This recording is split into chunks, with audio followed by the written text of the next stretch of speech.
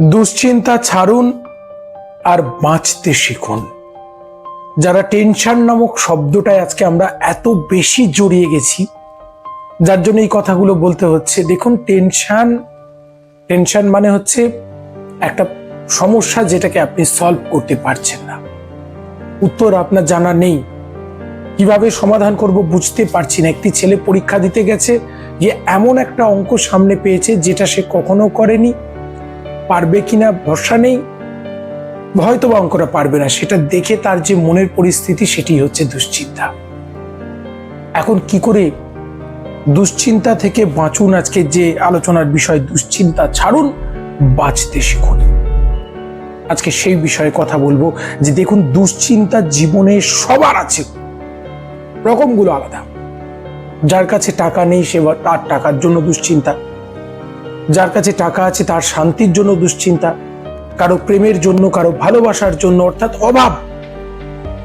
দেখুন, একটা সত্য স্বীকার করতে হবে যে জীবনে সব পেলে নষ্ট জীবন। জীবনে সবকিছু পাওয়া আমাদের হবে না। প্রথম এই জায়গাটায় আগে কংক্রিট। দ্বিতীয়, আমি যা পাওয়ার চেষ্টা করছি আমার মধ্যে তার যোগ্যতা আছে কিনা। যদি আমার মধ্যে যোগ্যতা না থাকে, আমাকে যোগ্যতা অর্জন করতে হবে, তারপর দৌড়তে হবে, অবশ্যই পাবো। তৃতীয় হচ্ছে লড়াই। এই সংসারটাই হচ্ছে লড়াইয়ের জন্য। আমরা লড়াই করে শেষ পর্যন্ত লড়ব। হাল ছাড়বো না বন্ধু, হাল ছেড়ো না। আর দুঃখ, মনে রাখবেন, এমন এমন বিষয় আছে যেগুলো, কিছু কিছু বিষয় যেগুলোর উপর আমাদের কোনো হাত নেই, তো সেগুলো নিয়ে চিন্তা করতে যাবেন না।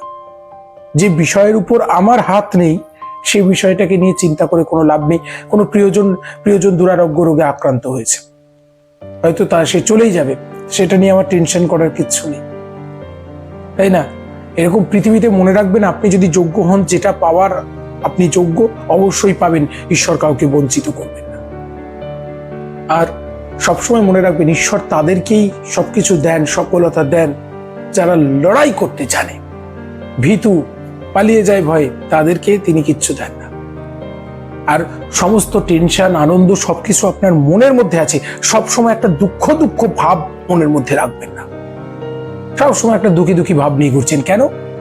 সব হারিয়ে গেছে না, আনন্দ নিয়ে চলুন, তাই না? বুক ফুলিয়ে, শত কষ্ট থাকলেও বাইরে আনন্দের প্রকাশটা থাকুক। দেখুন, ঈশ্বরের আশীর্বাদ পাবেন, লড়াইয়ে জয়লাভ হবেই হবে। দুশ্চিন্তা ছাড়ুন, বাঁচতে থাকুন। দ্বিতীয় পর্বে বিস্তারিত আলোচনা হবে। কথাগুলো ভালো লাগলে সঙ্গে থাকুন।